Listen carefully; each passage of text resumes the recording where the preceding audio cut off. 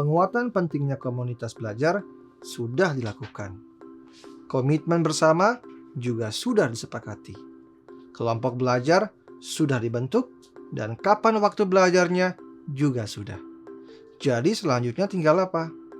Ya benar, tinggal merealisasikan saja kegiatan komunitas, yaitu berkolaborasi dalam belajar dan berbagi praktik baik sebagai sebuah kebiasaan sehari-hari. Dalam komunitas belajar, ada banyak aktivitas belajar dan berbagi praktik baik yang bisa dilakukan sebagai bentuk kolaborasi yang dapat memudahkan guru dalam mengerjakan tugasnya sehari-hari.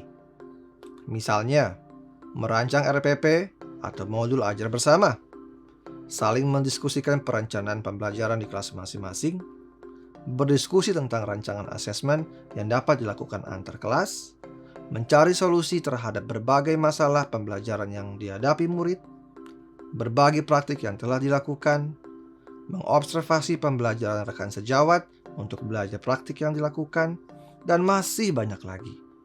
Pada intinya, semua kegiatan yang akan berdampak pada hasil belajar murid di kelas. Setiap kelompok belajar diarahkan untuk menggunakan siklus inquiry sebagai acuan untuk belajar secara berkelanjutan, agar proses belajar dalam komunitas bisa meringankan kerja guru dan juga berdampak pada peningkatan kualitas belajar murid di kelas. Siklus ini dimulai dari refleksi, perencanaan, implementasi, dan evaluasi. Hasil evaluasi kemudian dijadikan bahan refleksi awal dan begitu seterusnya. Sebagai contoh, pada tahap refleksi, kita bisa mulai mempertanyakan bagaimana pemahaman murid kita pada pembelajaran yang lalu, bagaimana praktik pembelajaran yang sudah kita lakukan selama ini, apakah strategi yang kita lakukan di kelas sudah efektif? Setelah mengetahui jawabannya, barulah kita menuju tahap perencanaan. Misalnya dengan mendiskusikan aktivitas pembelajarannya, rencana asesmen yang sesuai dengan tujuan pembelajaran, atau mendiskusikan strategi diferensiasi yang tepat sesuai dengan kebutuhan murid di kelas.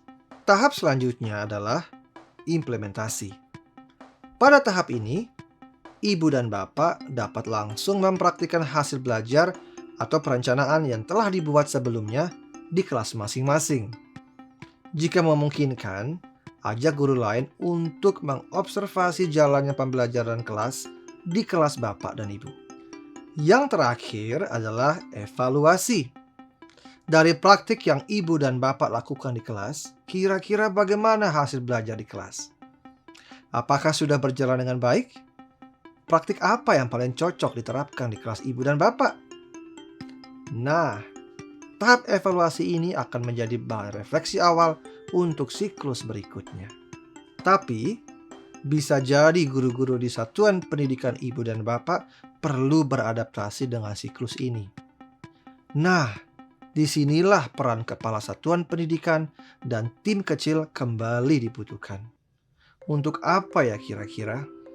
Jadi, pada masa-masa awal membangun komunitas belajar, sebaiknya setiap pertemuan kelompok belajar selalu didampingi oleh salah satu perwakilan tim kecil. Tim kecil membantu memfasilitasi diskusi dan memantik agar muncul diskusi yang diharapkan terjadi di kelompok belajar. Tim kecil juga memberikan contoh bagaimana nilai yang sudah disepakati bersama diimplementasikan saat proses diskusi. Sampai nantinya, peran fasilitator ini bisa diserahkan ke koordinator dan kelompok belajar bisa berdiskusi secara mandiri. Jadi, walaupun di tahap ini setiap guru sudah belajar dalam kelompok belajarnya masing-masing, bukan berarti langsung bisa dilepas begitu saja oleh tim kecil. Kan namanya juga membangun ya ibu bapak, bukan proses yang instan. Kita perlu pastikan pondasinya kuat dulu, agar hasil bangunannya baik dan tahan lama. Nah, sampai sini kita sudah mempelajari langkah-langkah esensial yang perlu dilakukan untuk membangun komunitas belajar dalam satuan pendidikan ibu dan bapak. Teorinya sudah kita pelajari. Sekarang yuk, ibu dan bapak, kita praktikkan dalam satuan pendidikan kita masing-masing. Selamat mencoba!